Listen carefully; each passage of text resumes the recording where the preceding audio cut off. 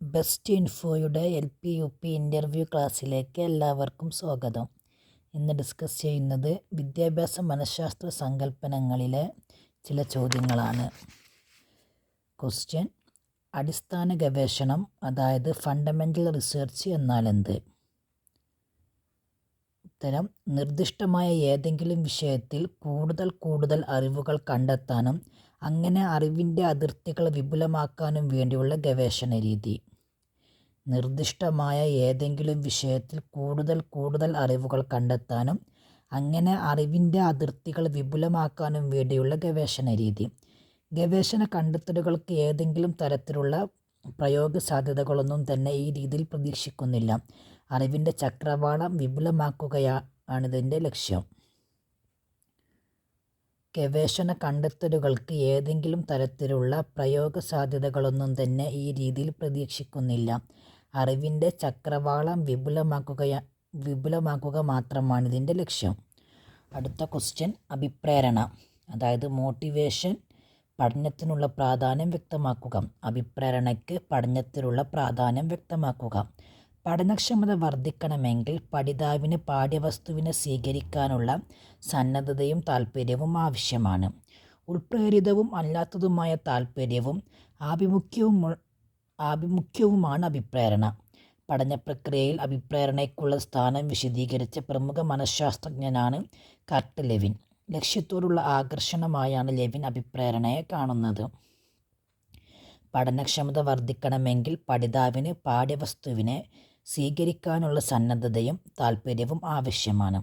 ഉൾപ്രേരിതവും അല്ലാത്തതുമായ താൽപ്പര്യവും ആഭിമുഖ്യവുമാണ് അഭിപ്രേരണ. പഠനപ്രക്രിയയിൽ അഭിപ്രേരണയ്ക്കുള്ള സ്ഥാനം വിശദീകരിച്ച പ്രമുഖ മനഃശാസ്ത്രജ്ഞനാണ് കർട്ട് ലെവിൻ.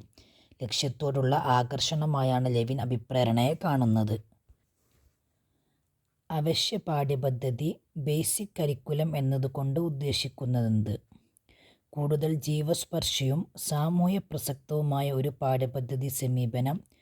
സാമൂഹ്യ ജീവിതം കൂടുതൽ അർത്ഥവത്താക്കാനും ജീവിതത്തോട് അഭിലഷണീയ മനോഭാവം പുലർത്താൻ ഉതകുന്നതുമായ ഒരു രീതിയാണിത്. ആധുനിക സമൂഹത്തിൽ ഒരു സാമൂഹ്യ പൗരനായി തൃപ്തികരമായ രീതിയിൽ വളരാൻ ഒരു പൗരന് ആവശ്യം വേണ്ട അടിസ്ഥാന വിജ്ഞാനം പകർന്നു നൽകാനുതകുന്ന പാഠ്യപദ്ധതി.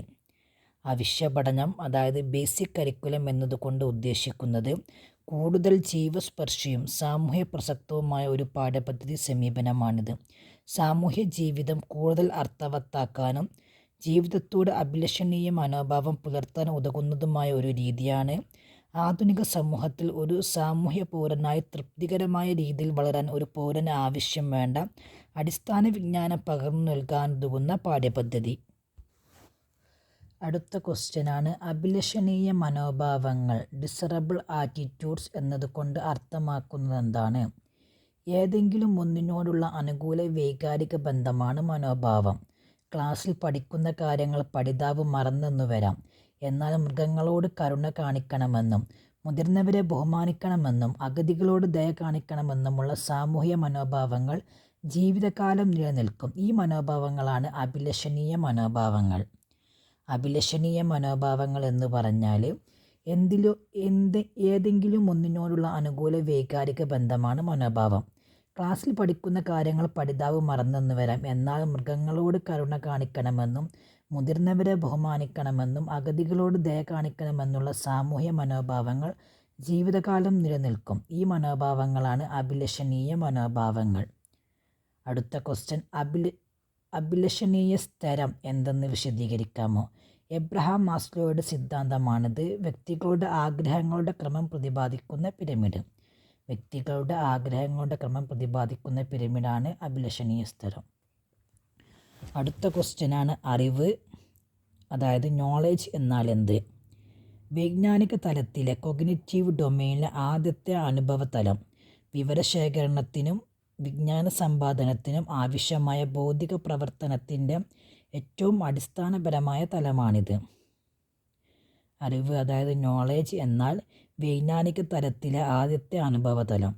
വിവരശേഖരണത്തിനും വിജ്ഞാന സമ്പാദനത്തിനും ആവശ്യമായ ബൗദ്ധിക പ്രവർത്തനത്തിൻ്റെ ഏറ്റവും അടിസ്ഥാനപരമായ തലമാണിത്. അടുത്ത ക്വസ്റ്റ്യനാണ്: അവദാനം അതായത് അറ്റൻഷൻ എന്നതുകൊണ്ട് നിങ്ങൾ അർത്ഥമാക്കുന്നുണ്ട്. അവധാനം എന്നാൽ ശ്രദ്ധ. ഓർമ്മിക്കാനും ആശയരൂപീകരണത്തിനും സർവോപരി പഠനത്തിനും ഏറ്റവും അത്യാവശ്യമുള്ള മനോഭാവ നിലയാണ് ശ്രദ്ധ. ശ്രദ്ധ വസ്തുനിഷ്ഠമായ ഒരു മാനസിക പ്രക്രിയയാണ്. പഠിതാവിൻ്റെ മുന്നിലുള്ള വിഷയത്തിൻ്റെ അല്ലെങ്കിൽ അനുഭവത്തിൻ്റെ ഏതെങ്കിലും ഒരു ഘടകത്തിലേക്ക് കൂടുതൽ ശ്രദ്ധ കൊടുക്കുമ്പോൾ അത്തരം ശ്രദ്ധ അവധാനമായി പരിണമിക്കുന്നു. തയ്യാറാക്കപ്പെട്ടതും ചലനാത്മകവുമായ ഉയർന്ന അവബോധമാണ് അവധാനം.